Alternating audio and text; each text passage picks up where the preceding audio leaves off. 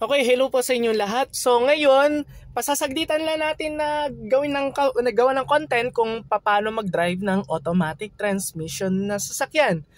So may dalawang klase ng sasakyan, transmission ng sasakyan o cambio. Meron tinatawag na manual at may tinatawag na automatic. So ang gamit natin ngayon is automatic transmission na sasakyan. So ngayon naka-neutral ako. Okay, pwede ko naman siyang i-park. Merong iba't ibang klase ng cambio ng sasakyan, depende sa pagkakagamit, So, wait lang.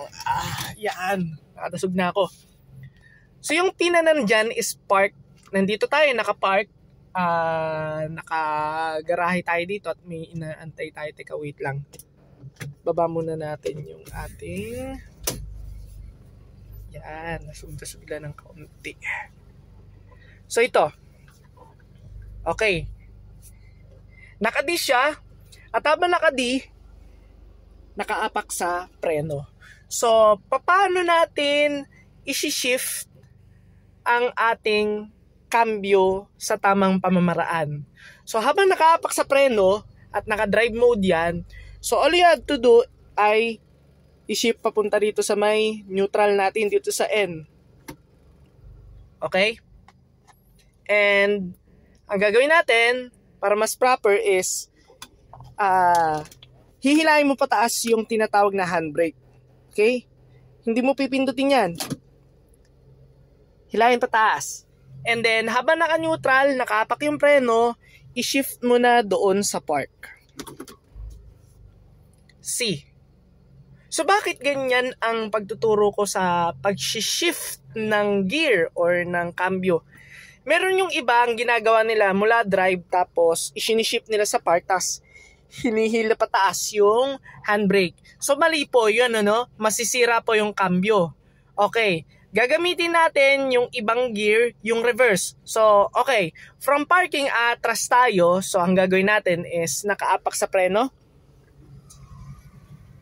And ibaba natin yung handbrake. Yan, siguraduhin nakababa ha. Okay. And isi-shift natin dito sa R, sa reverse.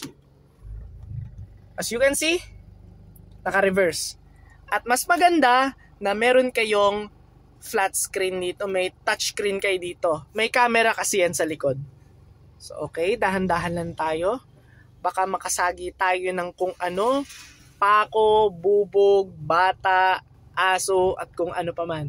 Dahan-dahan lang tayo. At habang dahan-dahan tayong umaatras, unti-unti nating nire-release yung paa natin doon sa preno. Iniaalis natin paunti-unti yan. Nang sa ganun ay hindi naman biglaan, at hindi tayo maaaksidente.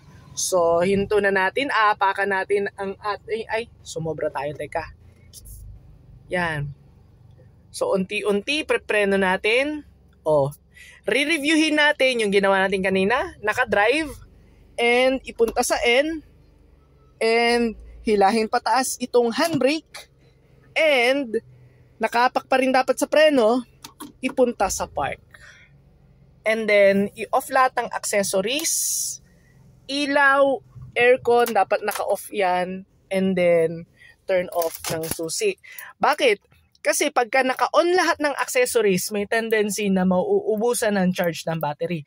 So yun lang po ang na-share ko. Huwag niyo kakalimutan i-follow ako sa aking YouTube channel at i-click ang notification button para sa ganun ay makapag-update kayo ng mga videos na ilalabas ko.